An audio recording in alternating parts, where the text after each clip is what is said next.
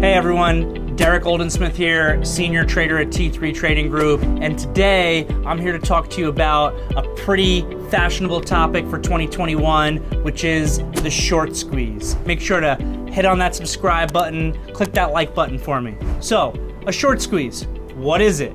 Well, a short squeeze is basically forced buying from short sellers who are already in the marketplace. Well, what is a short seller? A short seller is someone who is trying to profit from a stock going down. So the usual thing that we all like to say about trading stocks, buy low, sell high. Short sellers, they're literally trying to do the opposite. They're trying to sell high in order to buy low. The big difference here is risk.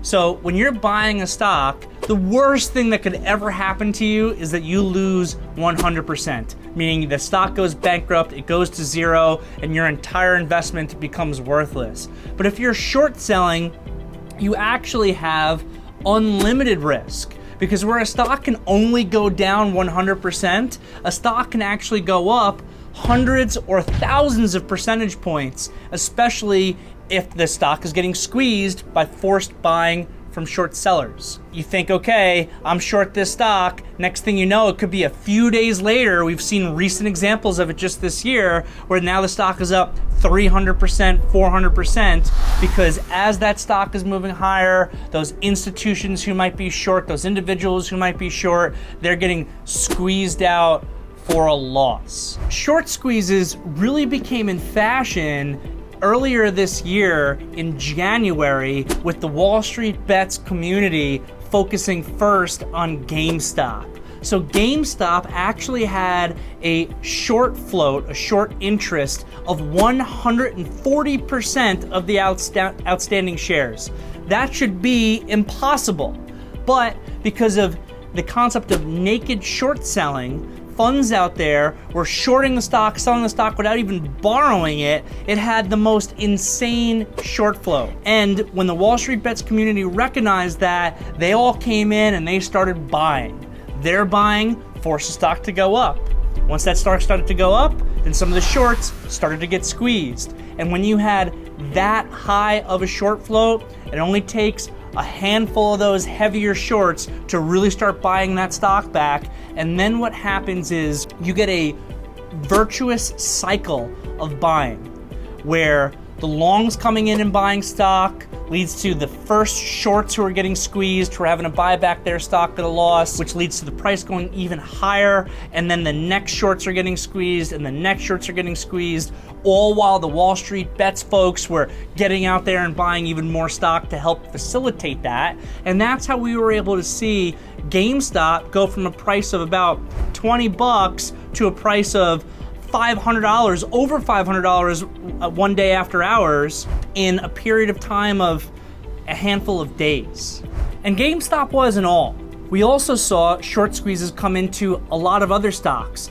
AMC, Sundial, Bed Bath & Beyond, BlackBerry, and there's been kind of constant rotation of these mini short squeezes that now we've been seeing happening all year. I mean, GameStop itself has had 3 major squeezes. AMC's had 2 major squeezes. So there's opportunity there for us as shorter term professional traders. So my team and I now, on a consistent basis, we're coming in and we're looking for what stock could be the next one.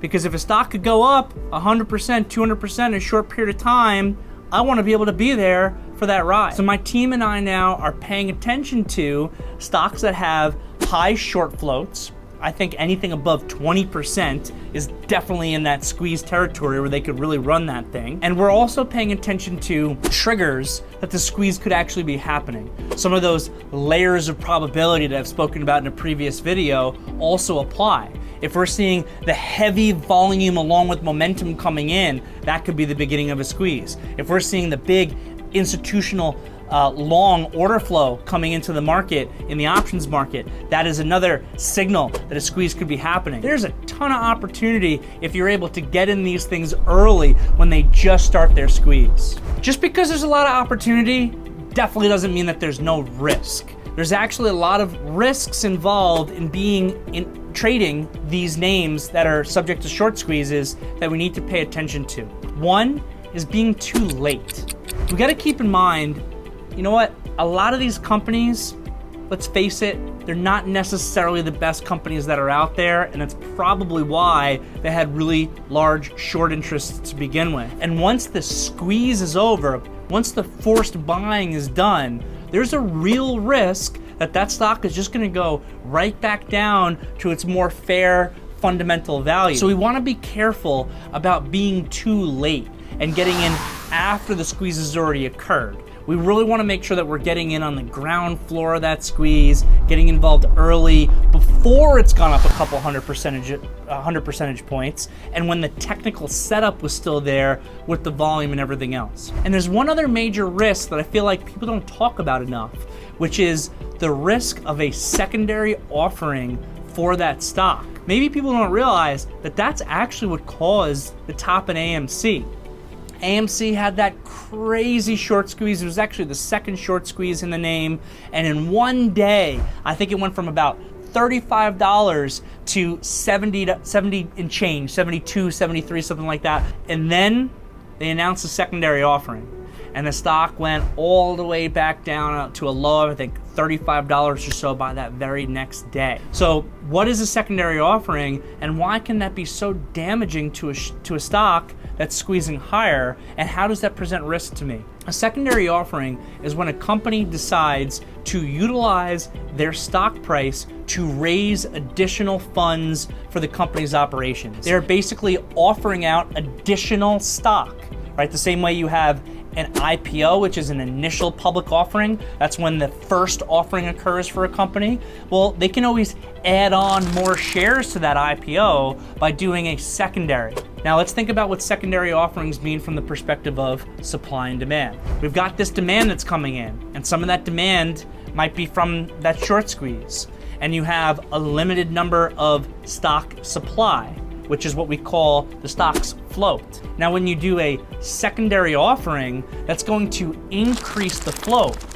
So if you've got the same amount of demand and all of a sudden you've got much larger supply because the float is increased, well, supply and demand, that stock is gonna go down. And that is exactly what happened to AMC, and we've seen that happen with a number of other examples. Keep in mind, a lot of these companies, why were they so heavily shorted to begin with? They're strapped for cash. And now they're saying, oh wow, look, our price of our stock just went from, in AMC's case, it was at $2 at the beginning of this year, and now it's at 75. Let's use the stock price to raise more money. That's called being a good CEO or CFO, by the way. You're doing what your company needs, but that also brings the stock price back down. And we need to recognize a lot of times those secondary offerings are announced pre and post market. So you could have a position in one of these names that you're looking for it to continue to get squeezed, and then the next day it just opens up down 10% or more because they announced a secondary offering, and it's a really big risk. It's all the more reason why you need to make sure that you get in on those short squeezes early when the timing is right and the volume is first coming in. Let's check out some examples of some short squeezes. SPRT has been big talk. This one's been squeezing. It's come back down, currently trading at about $19. According to FinViz, we're looking at a short float of about 45%. ATER, look at the squeeze on this one that's already been occurring. Starting from $4 here just a couple of weeks ago on August 27th, put in a high today on September 13th, that's today, of $19.10. Incredible. So these short squeezes are still occurring, and we are still looking for them on my team on a day-to-day basis by monitoring the volume coming in along with the short float to see where the squeezes can happen. If you like what you learned today about short squeezes and you want to participate in my team, check out the links in the description below. The first one there, that's going to show you how you can join the Pro Desk virtual trading floor. And on the second one, that's my free ebook where you can learn about how you can become a professional trader with T3 Trading Group. See ya.